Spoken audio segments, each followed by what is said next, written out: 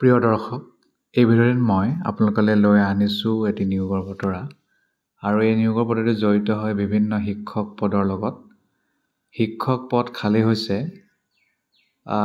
কস্তুৰবা গান্ধী বালিকা বিদ্যালয়, সমগ্ৰ শিক্ষা চৰাইদেউৰ আণ্ডাৰত। চৰাইদেউ জিলাত থকা KGVV স্কুলত বিভিন্ন পদ খালী আৰু কণ্ট্ৰেকচুৱেল চাকৰি আৰম্ভণিত 11 মাহ পিছলৈ বঢ়াই থাকিব পাৰে আৰু যিহেতু ৰেচিডেঞ্চিয়েল স্কুল হয়, হোষ্টেল আছে, গতিকে তাতে আপোনালোকে থাকি ল'ব লাগিব। ফুল টাইম পদ খালী, ফুল টাইম এছিষ্টেণ্ট টিচাৰ অসমীয়া এটা পদ খালী, ফুল টাইম এছিষ্টেণ্ট টিচাৰ ইংৰাজী এটা পদ খালী, full time assistant teacher zoology ছায়েন্সৰ এটা পদ খালী, ফুল টাইম এছিষ্টেণ্ট টিচাৰ জিঅ'গ্ৰাফীৰ এটা পদ খালী। টোটেল 4টা পদ খালী। ইয়াৰ বাবে মাষ্টাৰ ডিগ্ৰী লাগিব অসমীয়া, ইংৰাজী, জিঅ'গ্ৰাফী, জুলজি আৰু বটানী আৰু লগত BEd থকাটো বাধ্যতামূলক আৰু হাই ছেকেণ্ডেৰী পাছ কৰা হ'ব লাগে, টেট HS টেট পাছ কৰা। আৰু যদি আপোনাৰ টিচিং এক্সপিৰিয়েঞ্চ আছে UP, HS, HSSত, তেতিয়াহ'লে প্ৰিফাৰেঞ্চ পাব। আৰু যদি হাই ছেকেণ্ডেৰী টেট পাছ কৰা নাই তথাপিও এপ্লাই কৰিব পাৰিব। তেতিয়া মাষ্টাৰ ডিগ্ৰীত থাকিবই লাগিব আৰু সেই নিৰ্দিষ্ট বিষয়ত মেজৰ লোৱা আৰু লগত BEd।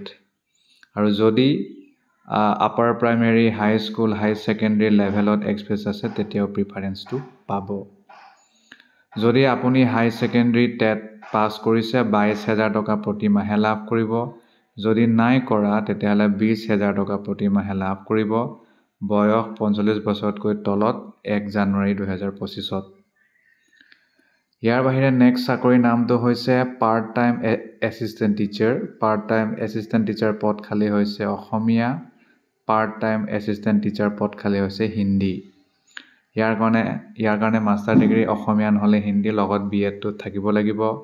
প্ৰিফাৰেঞ্চ পাব UP, HS, HSSS লেভেলত পঢ়োৱাৰ যাৰ এক্সপিৰিয়েঞ্চ আছে তেওঁলোক। যদি হাই ছেকেণ্ডেৰী টেট নাই তেতিয়াহ'লে BEd লাগিব, মাষ্টাৰ ডিগ্ৰী লাগিব, লগত টিচিং এক্সপিৰিয়েঞ্চ থকাসকল প্ৰিফাৰেঞ্চ পাব, নাথাকিলেও এপ্লাই কৰিব পাৰিব। আৰু পাৰ্ট টাইমৰ কাৰণে হাই ছেকেণ্ডেৰী টেট কোৱালিফাইড কৰা 18,000 টকা প্ৰতিমাহে লাভ কৰিব। নেক্সট হৈছে হেড কুক, খানা বনোৱা, 8 পাছ কৰা, কুকিং বনোৱা এক্সপিৰিয়েঞ্চ থকা, কুকিং কৰা এক্সপিৰিয়েঞ্চ থকা আৰু মিছন মডত কাম কৰিব পৰা এটা পাৰ্চেণ্টেজ থাকিব লাগিব। 12,000 টকা প্ৰতিমাহে লাভ কৰিব। সকলো পদ মহিলাসকলৰ কাৰণে আৰু অসমীয়া মিডিয়ামত পঢ়াসকলৰ কাৰণে।